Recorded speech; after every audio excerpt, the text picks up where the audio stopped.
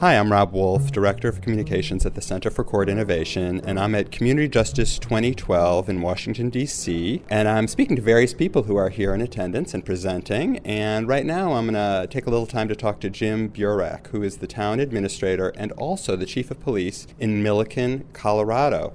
And I was going to talk to him about the development of a community court in Milliken, but I thought, Jim, I would start first with a little bit about your personal journey, because I know that you used to be the counsel and director of operations at the Police Executive Research Forum, which is kind of a think tank that explores issues around police and police policy. And I wonder how you went from that role there in Washington with a national perspective to this more local perspective in Colorado. You know, I spent, as you said, I spent 6 years at PERF here in Washington, D.C., and I had the opportunity to meet and to hear and spend time with a lot of the leading police researchers, leading police practitioners. So it was really an incomparable opportunity, and I was really fortunate to have that chance to see up close, to be able to visit some of these communities that had done great anti-crime initiatives, and to be part of them as either a member of a consulting team or a member of the research team. But there gets to be a point when you're still an outsider that you want to actually be engaged in making something happen in the field. And so after a number of years at PERF, it was clear to me I wanted to get back to the field. I had been a police officer when I first got out of college, was a patrol officer on the street outside Denver, and that's where I wanted to be. And that's actually been the plan since college, was to be a police chief. Well, tell me then how you began to think about creating a community court in Milliken, and what led you to that idea, and what the process has been like to actually bring it to fruition. I think I have to go back years. I mean, probably PERF was the formative period, but I spent a lot of time working on problem-oriented policing, and I had a chance to spend time with Herman Goldstein and Ron Clark and practitioners, Chuck Wexler, who was my boss, and a number of folks, if you're in the world of policing, who mean a great deal. So I worked a lot on problem-oriented policing, community policing. One of your colleagues from CCI, Julius Lang, came and spoke at a problem-oriented policing conference. So it was clear to me at that point, listening to Julius, that community courts was the twin of problem-oriented policing, and that there were these synergies that can happen between policing and courts. After a couple years, I had an opportunity to build a new police station. We were a very fast-growing community in northern Colorado. My county was one of the fastest-growing counties in the country in the early 2000s. We went to the voters for a bond. The voters approved it.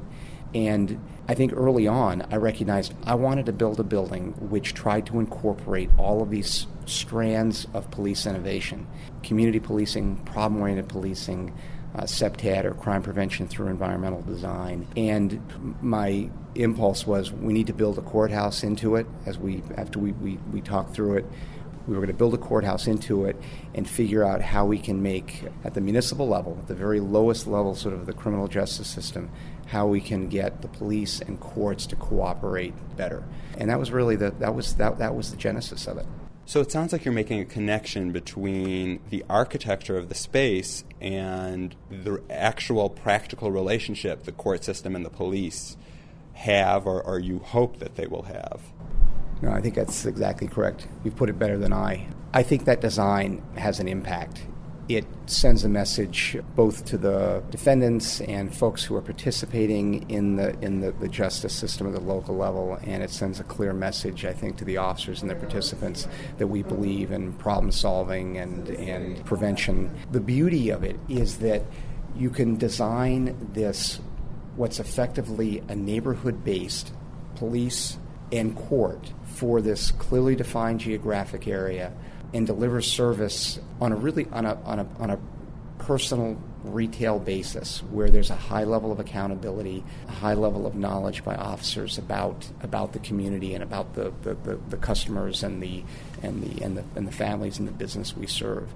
So the question that I think our Milliken model leads to is whether or not there's some basis of suggesting that you could design or replicate neighborhood-based, decentralized community police stations twinned with a community court, along probably with some sort of human service resource center, which is what we've added in our lobby of our police station.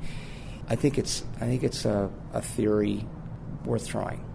Well, tell me a little bit about the architecture then. Paint a picture for me. What is it? What's it like? Well, I think if you're a visitor, the first thing that strikes you when you walk into our building, first of all, it's right downtown. The building overlooks our future town square. But when you walk into a lobby with a children's library, with children's toys, with a fireplace, with rocking chairs. You even walk in, and next to the counter, the service counter, if you will, for the police department, there are 2 chairs at the counter. And what it does is I think it changes the dynamic of that interaction between the visitor to the police station and our personnel behind the counter, because it instantly suggests to a visitor, please sit down. Let's actually talk. I mean, you're not there to get a burger. You're there to sit down and talk out a problem. And I think it ties to this procedural justice. It's not only how you're treated, it's those silent signals that a customer of justice services receives, that I'm going to be treated with dignity and respect, and I'm going to be listened to because my environment tells me that that's what's going to happen in this place.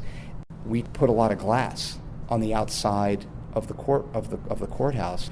You want the court participants, you want the defendant, you want the judge, you want the victim's family and the defendant's family to understand that there's a community beyond that glass outside that's being affected by that behavior that we're talking about in court.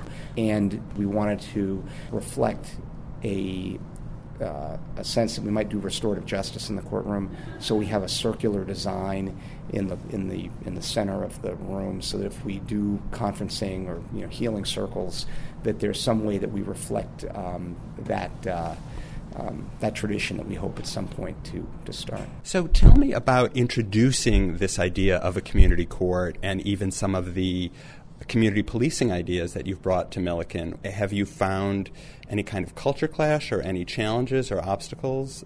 I'll make one observation which may be counterintuitive, but it reinforces itself from time to time. And that is when you explain these concepts to the layperson, they intuitively understand it, they intuitively say it's a good idea, and it makes sense to them. Curiously, when you explain concepts like this to folks who are the experts, the professionals, the folks who spent a lifetime in a silo, have a more difficult time, some of them, sort of bridging the silos, because they're invested in a certain way of doing business. And community courts are a great example of trying to pull people out of those silos and out of those sort of cultural norms of the profession we've grown up with. Great. Well, it's been a pleasure talking to you, Jim. I appreciate it. I've been speaking with Jim Burack, who's the town administrator and also the chief of police of Milliken, Colorado. And I'm Rob Wolf, director of communications at the Center for Court Innovation. To listen to more podcasts, visit our website at www.courtinnovation.org. Thanks for listening.